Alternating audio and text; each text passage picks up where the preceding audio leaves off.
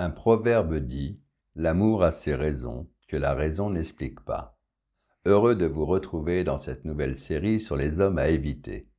Mon vœu, mettre toutes les chances de votre côté pour que vous rencontriez la bonne personne et que vous soyez épanoui dans les 3 moteurs de votre vie, qui sont le désir, le plaisir et l'amour. Dans cette vidéo podcast, nous allons passer en revue les arnaqueurs, les arnaques du cœur. Je vais détailler leurs vrais et faux profils, leurs stratégies pour vous rendre amoureuse et les conséquences dramatiques sur un plan sentimental, financier et juridique. Commençons par définir le réel profil d'un brouteur. C'est le nom d'usage qu'ils utilisent. Ils n'aiment pas le qualificatif d'arnaqueur. Il est très souvent originaire de la Côte d'Ivoire ou du Nigeria, pays pauvre dont le salaire mensuel moyen est de 200 € par mois.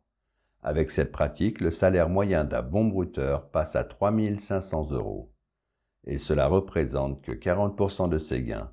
Les 60% restants sont redistribués au réseau qui va œuvrer contre vous.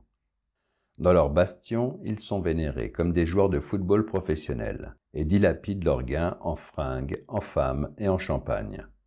Dans les discothèques, la coutume veut que quand le DJ énonce leur identité, les brouteurs jettent des billets sur la dance floor. La majeure partie des brouteurs n'ont jamais fait d'études. En revanche, ils sont capables d'écrire en 3 ou 4 langues étrangères. Ils ont à leur disposition des textes à copier-coller. Cependant, vous pourrez peut-être repérer les débutants qui utilisent des expressions francophones africaines. Ils font également des fautes d'orthographe flagrantes, ce qui n'est pas le cas des brouteurs experts. Ils n'opèrent pas seuls, ils ont un réseau de contacts qui leur fournit des numéros de téléphone du pays convoité, ainsi que des adresses IP d'ordinateur. L'adresse IP est l'identifiant. Ils bénéficient également de complices dans la banque du pays pour faciliter les transactions et faire disparaître par la suite toutes les écritures. Dans un premier temps, pour opérer efficacement, un brouteur doit acheter un fichier client, les mêmes fichiers que vous remplissez en ligne pour une recherche de mutuelle par exemple. Une fois qu'ils ont votre situation maritale, ils contactent les personnes célibataires, divorcées ou veuves. Ils s'infiltrent partout, dans les forums, dans les groupes. Ils sont vraiment partout. J'en profite pour vous demander de me signaler tout profil qui vous semblerait suspect. Ils opèrent sans aucune différence sur les hommes et les femmes. Ils appellent leurs victimes des clients. Voici le profil de leurs victimes. Personnes seules, veuves ou divorcées, ayant peu ou pas de contact avec le monde extérieur, et une méconnaissance de cette pratique. Souvent des personnes en mal de solitude, d'affection et d'amour. Les victimes ont toujours plus de 40 ans, avec l'espoir de rencontrer une belle personne et de se mettre en couple. Pour réussir son méfait, le brouteur a une stratégie bien rodée, en commençant par se fabriquer une fausse identité. Un faux profil Facebook où il met 1 ou 2 photos. Les photos sont souvent impossibles à télécharger, empêchant une recherche sur Google Images. Cette recherche peut vous aider à le démasquer. En faisant cette recherche, Google va retrouver toutes les photos correspondantes et leur identité. Si son nom est différent, c'est sans aucun doute un brouteur. Ils ont très peu de publications et une vingtaine d'amis maximum, qui sont en réalité des profils de complices. Et pour finir, le profil est fraîchement mis en ligne. Le brouteur se présente comme une personne de type européenne, souvent avec une grande distance géographique entre vous et lui, comme par exemple un pays voisin, Belgique, Allemagne, Suisse, Italie, Espagne ou Angleterre. Cela lui permet de ne pas pouvoir venir à votre rencontre dans l'immédiat et de programmer un déplacement coûteux quelques semaines après la prise de contact. Le brouteur affiche un statut de cadre supérieur, chef d'entreprise ou commercial, souvent en déplacement professionnel. Il a toujours une approche amicale, avec une conversation respectueuse. Il est toujours souriant et galant. Il a étudié votre profil et vos centres d'intérêt comme vos films préférés, vos musiques, vos pratiques sportives ou vos voyages, qu'il utilisera tout au long de vos conversations. Au départ, il vous contacte par petites touches et ensuite vous recevez des messages au petit déjeuner, dans la journée et il vous accompagne dans vos soirées. Il vous garde en ligne très longtemps pour que vos échanges deviennent une habitude et par la suite un réel besoin. Il devine que vous avez un rêve et il va vous promettre de le réaliser. Une fois assuré que vous avez des sentiments, il sexualise la conversation pour obtenir vos faveurs virtuelles.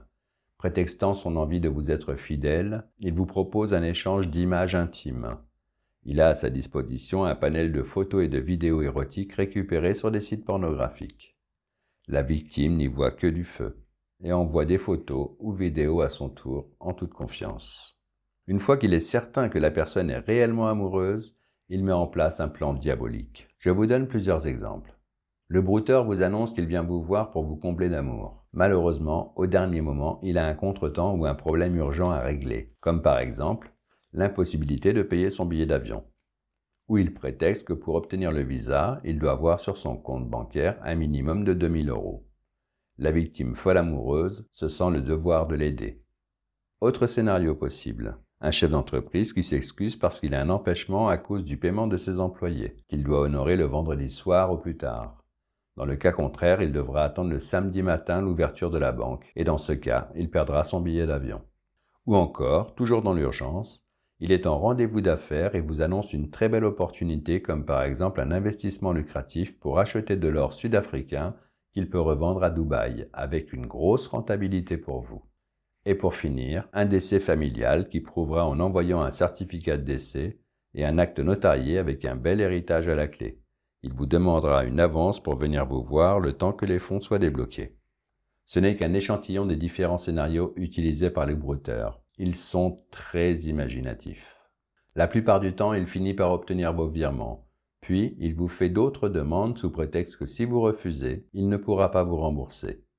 Et il recommence encore et encore, jusqu'à ce que vous disiez stop dans un sursaut de raison, ou parce que vous n'avez plus rien sur votre compte. Malheureusement, le cauchemar continue. Il parcourt vos contacts et les commentaires de vos photos pour trouver votre famille et vos amis, et vous menace de diffuser vos photos ou vidéos amoureuses sur YouTube à destination de vos proches, si vous ne payez pas plusieurs milliers d'euros. Les conséquences sont catastrophiques.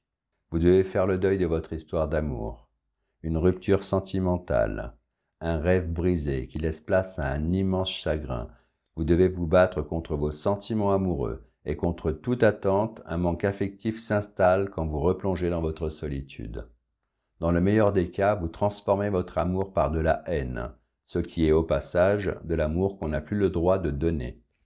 Et dans le pire des cas, vous tombez dans une dépression sévère avec un fort sentiment de culpabilité, un manque d'estime et de confiance en soi, voire du dégoût. La victime se demande comment ai-je pu me faire avoir, avec aucune réponse à cette question. Mais cela ne s'arrête pas là, non, pas encore.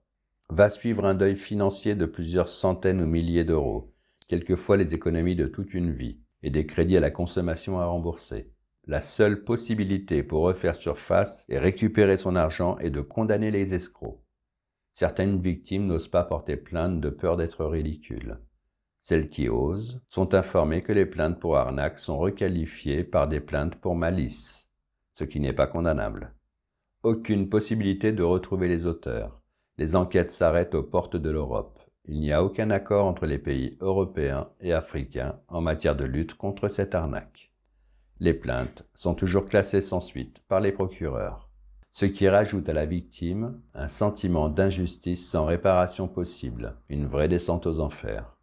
Tout cela semble fou vu de l'extérieur. Certains se diront qu'il faut être stupide pour donner de l'argent à un inconnu que vous n'avez jamais rencontré ou d'envoyer des vidéos et des photos érotiques avec votre visage sur la toile. Ce n'est pas une question d'intelligence. Des hommes d'affaires aguerris à la négociation ont perdu beaucoup d'argent. Je pense qu'on n'a pas le droit de juger une victime seule face à un réseau très bien structuré. Bien au contraire. Elle a été manipulée par excès de confiance et dans l'urgence. Si vous faites partie de ces victimes, vous avez tout mon respect et ma considération. Une personne folle amoureuse est tout sauf raisonnable. Pourquoi l'amour peut nous faire faire des choses qui sont à 1000 lieues de nos principes? Pourquoi l'amour nous empêche souvent d'être raisonnables? Tout simplement parce que l'amour a ses raisons, que la raison n'explique pas. Dans la prochaine vidéo, nous ferons la lumière sur les pervers narcissiques dont le but est de vous détruire, avec la satisfaction de vous faire souffrir. Naturellement, je compte sur vous pour partager ces précieuses informations avec vos proches, parce que dans la vie, le savoir, c'est le pouvoir. Si vous souhaitez suivre mes vidéos, pensez à vous abonner pour recevoir mes preuves d'amour. L'amour n'est pas un jeu et vous n'êtes pas un jouet. J'ai le désir de vous protéger parce que je vous aime. Ciao, bye bye.